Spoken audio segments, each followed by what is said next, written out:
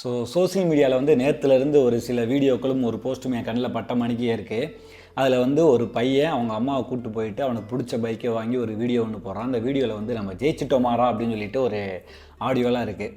அவ்வளோதான். இதை கேட்ட உடனே வந்து பார்த்தோன்னா, நீ எப்பட்றா இந்த ஆடியோ யூஸ் பண்ணலாம்? உன் மண்டையை பாரு, உன் மண்டைக்கு இந்த பைக்லாம் தேவைதானா? உங்கள் அம்மாவை பாருடா, எவ்வளோ பாவமாக இருக்காங்க. கையில் காலில் கழுத்தில் ஒரு இடத்துலையுமே ஒரு போட்டு நகை கூட இல்லை. உனக்கு எப்பட்றா இந்த பைக்கெலாம் வாங்க தோணுது அப்படின்னு சொல்லிட்டு இஷ்டத்துக்கு வந்து பார்த்திங்கன்னா ரைட்டப் எழுதின மணிக்கே இருக்காங்க. இதில் எனக்கு சில கேள்விகள்லாம் இருக்குது. முதல் கேள்வி வந்து, பணக்காரங்க மட்டும்தான் இந்த மாதிரி ஹை அண்ட் சிசி பைக் வாங்கணுமா?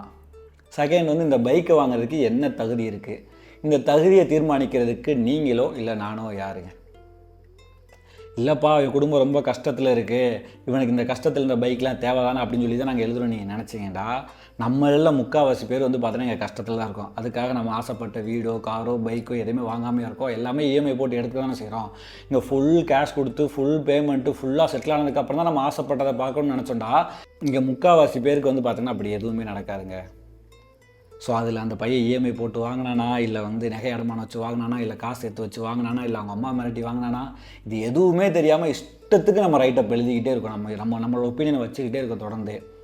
இது எப்படி தெரியுமா இருந்திருக்கணும்? டே தம்பி, இந்த பைக் வாங்கிட்ட, ஹை அண்ட் சிசி பைக்கு, பார்த்து பொறுமையாக ஓட்டு, உங்கள் அம்மாவை பாருடா, பார்க்கவே பாவமாக இருக்குது. ஆனால் என்ன பண்ணு, இன்றைக்கி நீ ஆசைப்பட்ட மாதிரி வந்து பார்த்தோன்னா உங்கள் அம்மா உனக்கு பிடிச்ச பைக் ரெடி பண்ணி வாங்கி கொடுத்துட்டாங்க.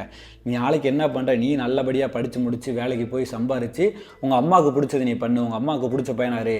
இப்படி தானே வந்து பார்த்தோன்னா நம்ம ஒப்பீனியன் இருந்திருக்கணும். தயவு செஞ்சு இப்படி இல்லாட்டியும் பரவாயில்ல, உங்கள் இஷ்டத்துக்கு ஒப்பீனியன் வைக்காதீங்க. எல்லாத்துக்குமே எங்கள் ஒப்பீனியன் சொல்லணுன்ற அவசியம் கிடையாது.